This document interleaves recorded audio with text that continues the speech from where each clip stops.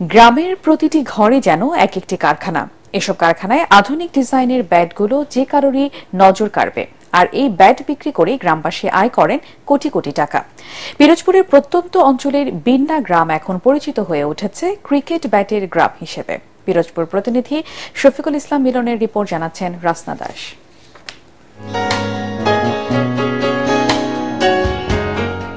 Bat ছাড়া যেমন cricket খেলা সম্ভব নয়, ঠিক তেমনি বাংলাদেশের বিন্না গ্রাম ছাড়া ক্রিকেট ব্যাটের কথা চিন্তাও করা যায় না। তাই ব্যাট আর বিন্না যেন একই মুদ্রার এপিটোপিট। পিরোজপুরের নেসারাবাদ উপজেলার বলদিয়া ইউনিয়নের বিন্না গ্রাম পরিচিত হয়ে উঠেছে ক্রিকেট ব্যাটের গ্রাম হিসেবে। এখানে রয়েছে 200-এরও বেশি ব্যাট তৈরির কারখানা। প্রায় প্রতিটি ঘরেই তৈরি হচ্ছে ব্যাট। সৃষ্টি হচ্ছে শত শত নারী পুরুষের কর্মসংস্থান। এখানে প্রায় 150-200 মতো কারখানা আছে আমাদের এলাকায়। এই জায়গায় আপনার কয়েক লক্ষ ব্যাট দেওয়া কাটা হয়। আমাকে অনেক গরিব ছিল ভিন্ন এলাকা, এই ব্যাট বানাই অনেক মানুষ উন্নতি হয়েছে, অনেক বিল্ডিং আছে, অনেক জায়গা জমি রাখছে, খাইলে অনেক ভালো আছে।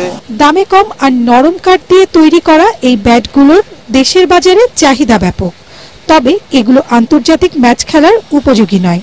কারিগররা বলছেন যথাযথ কাঠের অভাব আর আন্তর্জাতিক মান অনুযায়ী কাঠ প্রস্তুত করতে না পারায় সম্ভব হচ্ছে না বিশ্বমানের ব্যাট তৈরি। বছরে প্রায় মনে করেন বহু টাকা ইনকাম হইতে আছে, প্রায় 5-10 কোটি টাকার মতন ইনকাম হইতে আছে। আমাদের নদীর পথে আসবে, তাও আমার পানি শুকানো চাই, জোয়ার বাতাস লাগে, আর আবার দুইয়া তো পানি চায় না, আমার খাল্লা খুব পতন লাগে, আমার মাল নিয়ে আসতেই না। সম্ভাবনা থাকা সত্ত্বেও বিকশিত হতে পারছে না এই শিল্পটি।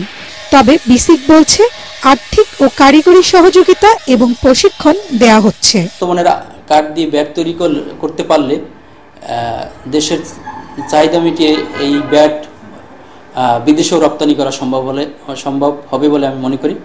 এবং বিসিক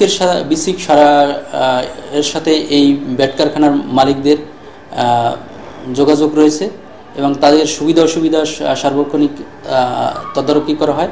বিন্না গ্রামের এক একটি কারখানায় বছরে 20 থেকে 25 হাজার ব্যাট তৈরি হয়, আর এই সব কারখানা থেকে আয় করা হয় কয়েক কোটি টাকা। Bureau report, ATN Bangla.